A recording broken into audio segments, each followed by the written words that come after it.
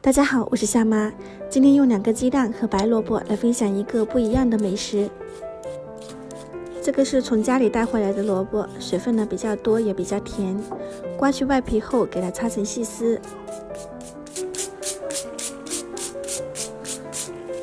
加一点食用盐，给它搅拌均匀，腌制10分钟。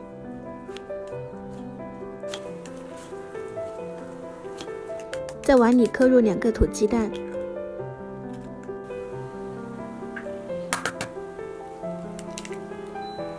搅打成蛋液。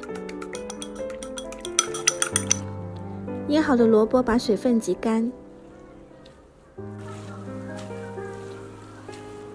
分次倒入蛋液，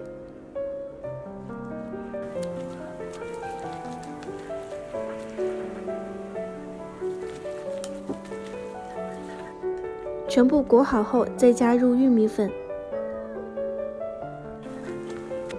同样也是分次加入，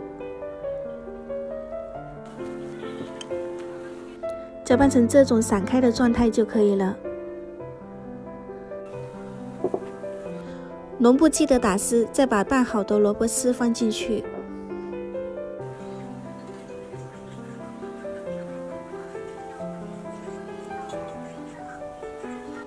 水开后上锅蒸20分钟。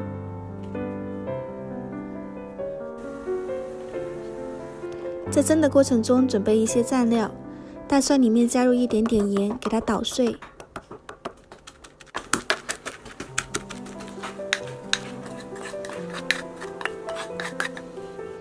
加入2勺生抽，1勺香醋，2勺辣椒油，最后再加一点香菜末，搅拌均匀。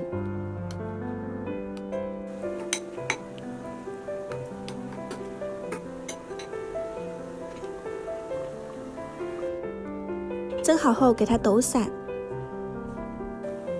再装入盘中，淋上之前准备好的蘸料，有玉米面的香味，也有萝卜丝的甘甜，还有鸡蛋的营养，喜欢可以试一下。